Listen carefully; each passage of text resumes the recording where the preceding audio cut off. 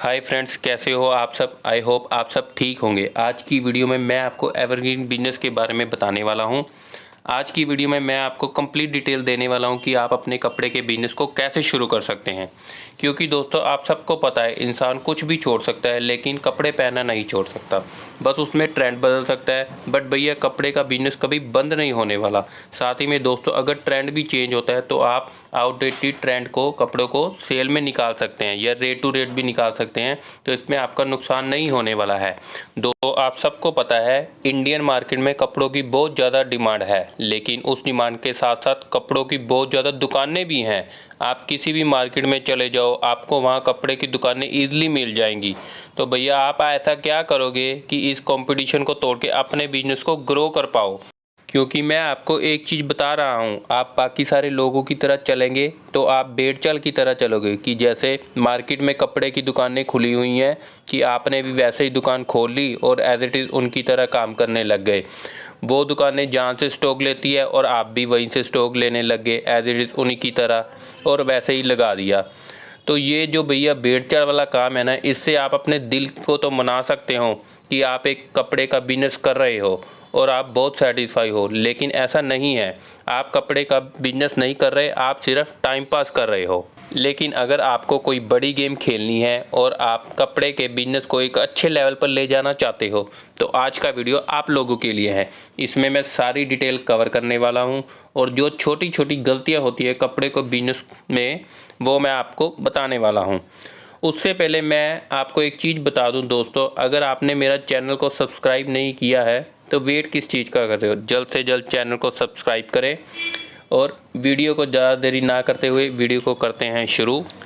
सबसे पहले बात करते हैं कि बिजनेस को कैसे स्टार्ट कर सकते हैं। देखिए दोस्तों, मैं आपको बहुत सिंपल वे में बता रहा हूँ। कपड़े का बिजनेस स्टार्ट करना कोई रॉकेट साइंस का काम नहीं है। यह कोई भी कर सकता है। अगर आपके पास थोड़ा बहुत एक्सपीरियंस है तो आपको यह लॉन्ग टाइम तक बहुत ज़्यादा हेल्प कर सकता है।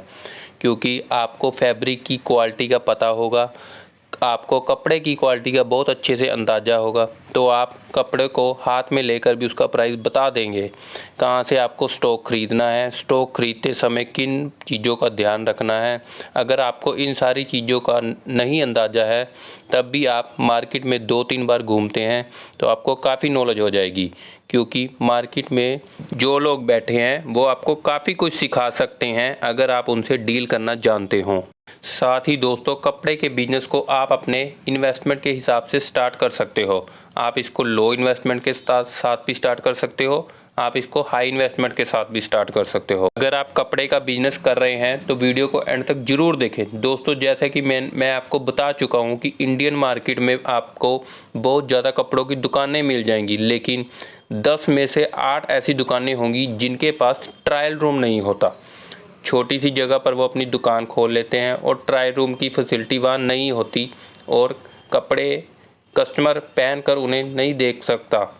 जिसके कारण सबसे बड़ी प्रॉब्लम यह आती है, कस्टमर कपड़े खरीदते समय सेटिस्फाइड नहीं होता।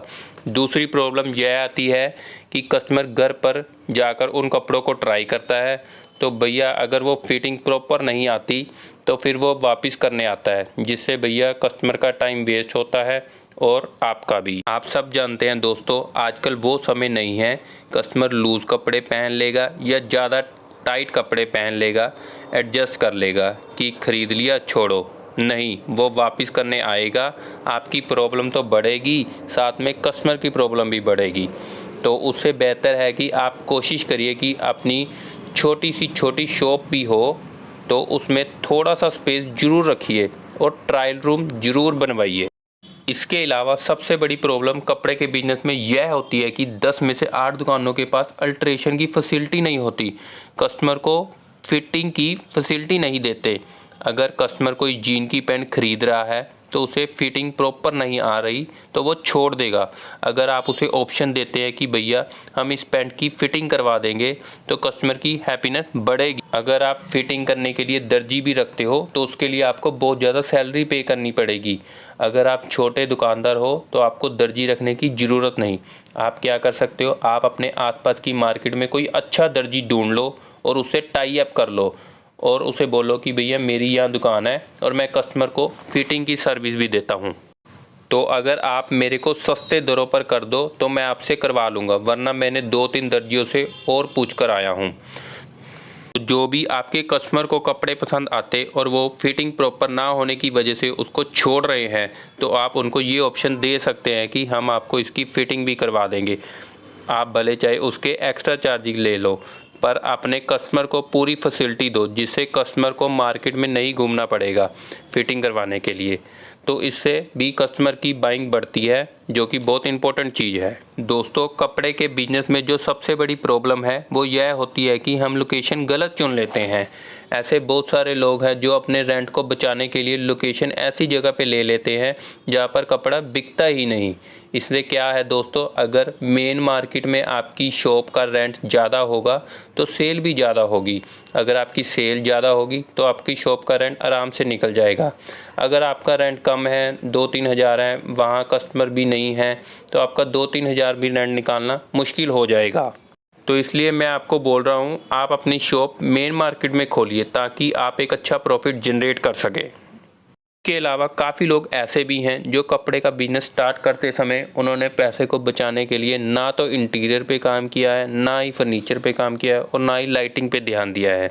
अब मैं आपको एक चीज़ बता रहा हूँ, यह भी बहुत बड़ी गलती होती है हर बिज़नेस की, क्योंकि भैया यहाँ जो दिखता है वह बिकता है। अगर आपकी शॉप का इंटीरियर और एक्सटीरियर अट्रैक्टिव नहीं होगा तो भैया वो कस्टमर को अट्रैक्ट नहीं कर पाएगा, जिससे कस्टमर आपकी शॉप पर नहीं आएगा। तो इसलिए आप थोड़ा सा खर्च करो, यह चीज़ें बहुत ज़्यादा इम्पोर्टेंट होती है, इनको ज़रूर से ज़रूर करिए। इसके अलावा एक इम्पोर्टेंट बात मैं आपको बता रहा हूँ, आपको अपने एरिया में जितने भी कपड़े की दुकानें हैं उन पर विज़िट करना है। वहाँ पर जाकर उनको ऑब्ज़र्व करना है कि काउंटर किस तरीके से लगाएं, लाइटिंग किस तरीके से करें और इंटीरियर किस तरीके का है, उन्होंने कपड़ों को किस तरह की डिस्प्ले किया हुआ है। दोस्तों, अब हम बात कर लेते हैं कि स्टॉक खरीदते समय आपको किन चीज़ों का ध्यान रखना है, क्योंकि बहुत सारे लोग ऐसे हैं जो स्टॉक खरीदने में गलती कर देते हैं और कुछ टाइम बिजनेस चलने के बाद उनका मार्जिन नहीं निकल पाता, प्रॉफिट नहीं हो पाता और कपड़े की क्वालिटी अच्छी नहीं होती, तो फिर बिजनेस बंद करना पड़ता है। तो यह एक बहुत इम्पोर्टेंट पॉइंट है। स्टॉक खरीदते वक्त आपको बहुत ज़्यादा ध्यान रखना पड़ता है। सबसे पहली बात दोस्तों, आपको स्टॉक किसी एक सप्लायर से नहीं खरीदना, आपको मल्टीपल सप्लायर से स्टॉक खरीदना है। उसके बाद देखना है कि किस सप्लायर का माल सबसे अच्छा था, किसके स्टॉक में आपको प्रॉफिट मार्जिन ज़्यादा मिला है, तो आप उस सप्लायर के माल को फाइनल करो। भैया स्टॉक ही नहीं, आपको आफ्टर सेल सर्विस को भी देखना है कि आफ्टर सेल कौन सा सप्लायर आपको सही सर्विस दे रहा है। यानी कि आप उसे फ़ोन करते हैं कि उसका एक ही बार में कॉल लग जाता है। अभी यह आपको छोटी सी चीज़ लग रही होगी कि यार एक बार में कॉल ना लगे तो हम जाकर ले आएंगे। जब आप बिजनेस स्टार्ट करते हैं तब यह चीज़ें प्रॉब्लमेटिक हो जाती हैं। जब आपको माल चाहिए और आप कंपनी को कॉल कर रहे हैं और आपका फ़ोन नहीं उठाया जा रहा, तो आपको बहुत ज़्यादा ये चीज़ें इरिटेटिंग करेगी। आपको यह देखना है कि आप जिस सप्लायर से माल ले रहे हो उसका व्यवहार अच्छा है या नहीं, या कैसा है। इसके अलावा सप्लायर को फाइनल करते समय यह भी ज़रूर देखें कि नियरेस्ट सप्लायर कौन सा है, क्योंकि जितना पास सप्लायर होगा उतनी ट्रांसपोर्टेशन कॉस्ट कम हो जाएगी, उतना आपको कन्वीनियंट हो जाएगा उसे माल लेना। तो कोशिश यह करो कि जो भी सप्लायर आप फाइनल करें, चाहे 3-4 वह आपके एरिया के पास होने चाहिए। इसके अलावा दोस्तों, स्टॉक खरीदते टाइम ऐसा नहीं कि आप आंख बंद करके गए और दुकानदार को बोल दिया कि मैंने नया बिज़नेस शुरू करने लगा हूँ, मुझे स्टॉक चाहिए या माल दे दो, तो उसके पास जो माल नहीं बिकने वाला होगा वो सारा भर देगा। आपको ट्रेंडिंग फैशन को ध्यान में रखते हुए बताना है। और सबसे बड़ी बात होती है, आपको अपनी शॉप का एरिया भी देखना है। अगर आपकी शॉप गांव में है तो इस चीज़ों का ध्यान रखना होगा कि वहाँ लोग किस तरह के कपड़े पहनते हैं और कितना वो खर्च कर सकते हैं, क्योंकि दोस्तों मोस्टली जो लोग गांव में होते हैं वो ब्रांड की तरफ नहीं जाते, उनको चाहिए सस्ता, टिकाऊ और मजबूत। उनको ब्रांड से कोई मतलब नहीं होता, क्योंकि उनको ब्रांड में डबल से ट्रिपल खर्च करना पड़ेगा। लेकिन दोस्तों, अगर आपकी शॉप सिटी में है तो वहाँ पर लोग ब्रांड की तरफ जाते हैं और क्वालिटी की तरफ जाते हैं। वो एक्स्ट्रा पे कर सकते हैं, लेकिन उनको ब्रांडेड और क्वालिटी प्रोडक्ट चाहिए होते हैं, तो फिर आप उसी तरीके का प्रोडक्ट रखो। लेकिन अगर दोस्तों आपके पास ऐसी जगह पर शॉप है जहाँ पर गांव के लोग भी आते, शहर के लोग भी आते, मतलब हर तरीके के कस्टमर हैं आपके पास, तो आपको ऊपर से लेकर नीचे तक की हर कैटेगरी रखनी चाहिए। इसके अलावा जब आप सप्लायर से माल लेते हैं तब प्राइस को कंपेयर करना बहुत ज़रूरी होता है। अगर आपको लग रहा हो कि 100-200 का फ़र्क है तो कोई बड़ी बात नहीं है।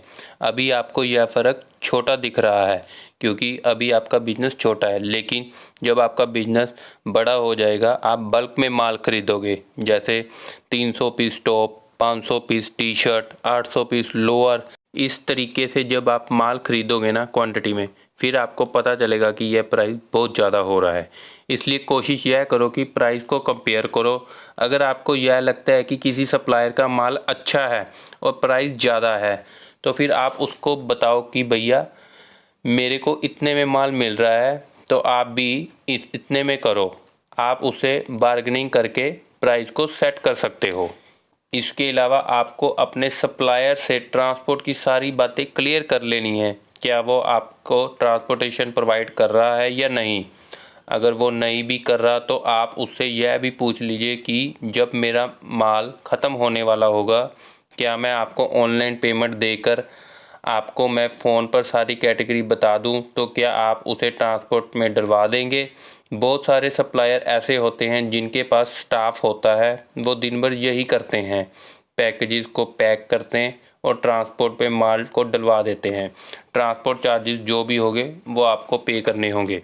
तो ट्रांसपोर्ट की सारी बातें क्लियर कर लो कि इजी वे क्या है, कि सबसे चीपेस्ट वे क्या है ट्रांसपोर्ट का। इसके अलावा मैं बात करूं मार्केटिंग की, तो आप सबको बता दूं दोस्तों, हर बिजनेस की अलग से मार्केटिंग स्ट्रेटजी होती है, बट आपको अपने बिजनेस के लिए मार्केटिंग स्ट्रेटजी को अपनाना चाहिए। यह बहुत ज़रूरी होता है। आपको यह नहीं सोचना चाहिए कि मार्केटिंग में क्या खर्च करना चाहिए, छोड़ो, यह किसी काम का नहीं, इससे अच्छा मैं स्टॉक ले लेता हूँ।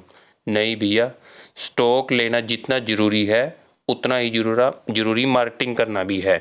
स्टॉक लेकर क्या करोगे जब कस्टमर ही नहीं आएंगे। स्टॉक भी लो और कस्टमर भी लाओ, दोनों को एक पैरेलल वे में लेकर चलो। जैसे ट्रेन सिंगल पटरी पर नहीं चल सकती, दोनों लाइन होना बहुत ज़रूरी है, तो भैया मार्केटिंग और स्टॉक दोनों बहुत ज़रूरी, आपको दोनों को एक साथ लेकर चलना पड़ेगा। हर महीने जिस तरह आप स्टॉक पर खर्च करते हो उसी तरह थोड़ा सा मार्केटिंग पर भी करो। अब ये नहीं कि आपने 2 महीने मार्केटिंग की फिर भूल गए, एटलीस्ट आपको 6 से 7 महीने मार्केटिंग करनी ही करनी है। अगर आप ऑनलाइन बिजनेस को एक्सपेंड कर रहे हो तो आपको ऑनलाइन मेथड अपनाने चाहिए, अगर आप ऑफलाइन कर रहे हो तो आपको ऑफलाइन मेथड्स अपनाने चाहिए। अगर मैं बात करूं कुछ मार्केटिंग स्ट्रेटजीज़ की, पहली बात तो आपको सोशल मीडिया पे एक्टिव होना चाहिए, क्योंकि आजकल दोस्तों फ़ोन का यूज़ इतना ज़्यादा है कि आजकल लोग फ़ोन से ही ऑर्डर कर देते हैं। और आपने बहुत सारे इंस्टाग्राम पेज देखे होंगे, फेसबुक पेज देखे होंगे, जिन पर लोग अपने बिजनेस को प्रमोट करते रहते हैं। बिजनेस के अपने पर्सनल पेज हैं जिससे वो ऑनलाइन बहुत सारे ऑर्डर को वो रिसीव भी करते हैं और सारे ऑर्डर को वो ऑनलाइन डिलीवर भी करते हैं। तो भैया अगर आपने अपने बिजनेस को ऑनलाइन भी करते हो और ऑनलाइन प्रोडक्ट को डिलीवर कर सकते हो, तो आप ऑनलाइन सोशल मीडिया के माध्यम से ज़रूर एक्टिव रहिए और वहाँ से भी ऑर्डर को रिसीव करिए। और दोस्तों मैं आपको सच्चाई बता रहा हूँ, ऑनलाइन आप बहुत ज़्यादा एक्टिव हैं तो उसको लेकर तो आपको बहुत सारा ट्रैफिक ऑनलाइन मेथड से भी मिलने वाला है। इसके अलावा दोस्तों जब आप बिजनेस को स्टार्ट करते हो, सबसे बड़ी मार्केटिंग स्ट्रेटजीज होती है कि आपको डिस्काउंट देना है और आपकी जो शॉप है उसके बाहर एक बड़ा सा पोस्टर लगा देना है कि 30%, 70%, 80% डिस्काउंट। जो भी आप कर सकते हो, जितना आप कर सकते हो उतना आप करो। स्टार्टिंग में भैया बिजनेस में मार्जिन के बारे में मत सोचो। स्टार्टिंग में आपका एक ही एम होना चाहिए, कस्टमर ग्रोथ का। जब कस्टमर बढ़ जाएंगे फिर आपका मार्जिन भी ऑटोमेटिक बढ़ जाएगा। तो भैया स्टार्टिंग में 6 मंथ रेट टू रेट भी बेचना पड़े तो माल को तो भी कोई दिक्कत नहीं है, क्योंकि मार्केट में जो ऑलरेडी शॉप चल रही हैं आपको उनके कस्टमर को काटना पड़ेगा। इसके अलावा आपको अपने शॉप्स के पैम्पलेट प्रिंट करवाने पड़ेंगे, अपनी सिटी में डिस्ट्रीब्यूट करने पड़ेंगे, जिसमें कि आप बड़ा बड़ा लिखो 70% डिस्काउंट टिल इतनी तारीख तक। तारीख इसलिए डालो कि कस्टमर के अंदर एक उत्साह हो कि भैया इस मंथ के एंड तक इस शॉप पर विज़िट करना है, तो वो सबके घरों में डिस्ट्रीब्यूट करवा दो। इसके अलावा दोस्तों, कपड़े के बिजनेस की सबसे अच्छी मार्केटिंग स्ट्रैटेजी आपको बताता हूँ। जो भी कस्टमर आपकी शॉप पर विज़िट करता है, at the time of billing आप उनका कॉन्टैक्ट नंबर ले लो। आप कॉन्टैक्ट नंबर इसलिए लो ताकि आपकी शॉप पर जो नए आर्टिकल्स आ रहे हैं आप उनको अपडेट कर सको। एटलीस्ट आप उनको मैसेज तो कर ही सकते हो। आप उनको डिस्काउंट बताते रहो। यह नेटवर्किंग दोस्तों, कस्टमर के साथ नेटवर्किंग बनाने का बहुत अच्छा मेथड है कि जो भी आपकी शॉप में आ रहे हैं आप उनके साथ अच्छा बिहेवियर रखिए और उनका कॉन्टैक्ट नंबर लीजिए और पर्सनली उनके पास कनेक्टेड रहिए। आप अपनी शॉप्स की अपडेट देते रहिए ताकि वो लाइफ टाइम तक आपके साथ जुड़े रहें। दोस्तों, अब मैं बात कर लेता हूँ कैटेगरी के ऊपर। दोस्तों, आप एक कैटेगरी में भी काम कर सकते हो और मल्टीपल कैटेगरी में भी काम कर सकते हो। दोस्तों, काफ़ी सारी शॉप आपने ऐसी देखी होंगी जो सिर्फ मेंस वेयर में काम करती है, यानी कि वहाँ पर लड़कों के सारे क्लॉथ मिल जाते हैं। लेकिन दोस्तों, आपने काफ़ी सारी शॉप्स ऐसी भी देखी होंगी जहाँ पर मल्टीपल कैटेगरी में काम करते हैं लोग। वहाँ पर दोस्तों आपको किड्स वेयर भी मिल जाएगा, मेंस वेयर भी मिल जाएगा, गर्ल्स वेयर भी मिल जाएगा, वुमेन वेयर भी, सब कुछ मिल जाएगा। लेकिन दोस्तों, अगर आप मल्टीपल कैटेगरी में काम करना चाहते हो, आपके पास जो एरिया है शॉप का वो थोड़ा ज़्यादा होना चाहिए और आपके पास सेक्शन अलग अलग डिवाइड होने चाहिए। एक सेक्शन आपको किड्स वेयर का होना चाहिए, सामने वाला सेक्शन वुमेन वेयर का होना चाहिए, एक सेक्शन मेंस वेयर का होना चाहिए या गर्ल्स वेयर का होना चाहिए।